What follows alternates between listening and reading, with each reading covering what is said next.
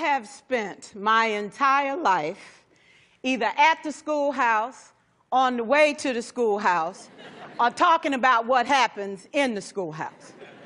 Both my parents were educators. My maternal grandparents were educators. And for the past 40 years, I've done the same thing. And so needless to say, over those years, I've had a chance to look at education reform from a lot of perspectives. Some of those reforms have been good, some of them have been not so good. And we know why kids drop out. We know why kids don't learn. It's either poverty, low attendance, negative peer influences. We know why. But one of the things that we never discuss, or we rarely discuss, is the value and importance of human connection. Relationships. James Comer says that no significant learning can occur without a significant relationship. George Washington Carver says all learning is understanding relationships. Everyone in this room has been affected by a teacher or an adult. For years, I have watched people teach. I have looked at the best and I've looked at some of the worst. A colleague said to me one time, they don't pay me to like the kids. They pay me to teach a lesson. The kids should learn it. I should teach it. They should learn it. Case closed. Well, I said to her, you know, kids don't learn from people they don't like.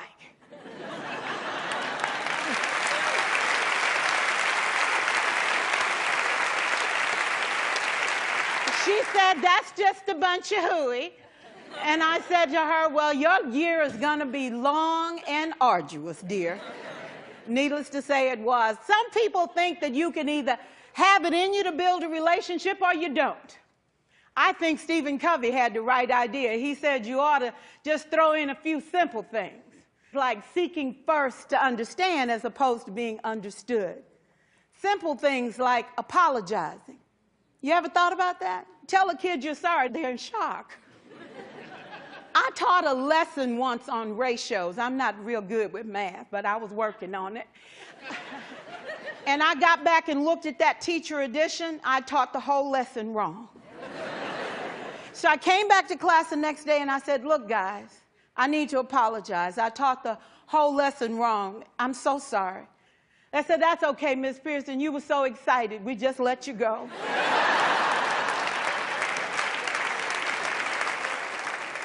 I have had classes that were so low, so academically deficient that I cried. I wondered, how am I going to take this group in 9 months from where they are to where they need to be? And it was difficult. It was awfully hard. How do I raise the self-esteem of a child and his academic achievement at the same time? One year I came up with a bright idea. I told all my students, you were chosen to be in my class. Because I am the best teacher and you are the best students, they put us all together so we could show everybody else how to do it. One of the students said, really? I said, really? We have to show the other classes how to do it. So when we walk down the hall, people will notice us. So you can't make noise, you just have to strut.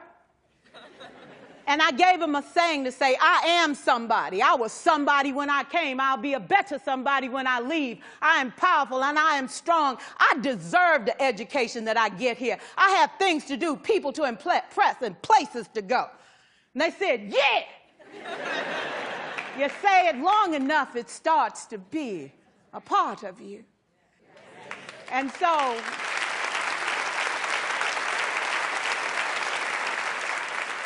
I gave a quiz, 20 questions. Student missed 18. I put a +2 on this paper and a big smiley face. He said, Miss Pearson, is this an F? I said, yes. He said, then why'd you put a smiley face? I said, because you on the roll. You got 2 right, you didn't miss them all. I said, and when we review this, won't you do better? He said, yes, ma'am, I can do better. You see, -18 sucks all the life out of you. +2 said, I ain't all bad.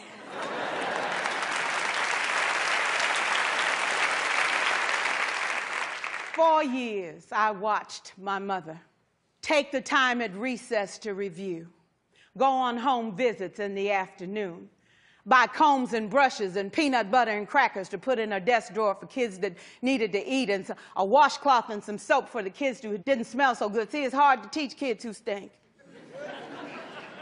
And kids can be cruel. And so she kept those things in her desk, and years later, after she retired, I watched some of those same kids come through and say to her, you know, Miss Walker, you made a difference in my life. You made it work for me. You made me feel like I was somebody when I knew at the bottom I wasn't. And I want you to just see what I've become. And when my mama died 2 years ago at 92, there were so many former students at her funeral. It brought tears to my eyes, not because she was gone, but because she left a legacy of relationships that could never disappear. Can we stand to have more relationships? Absolutely. Will you like all your children? Of course not.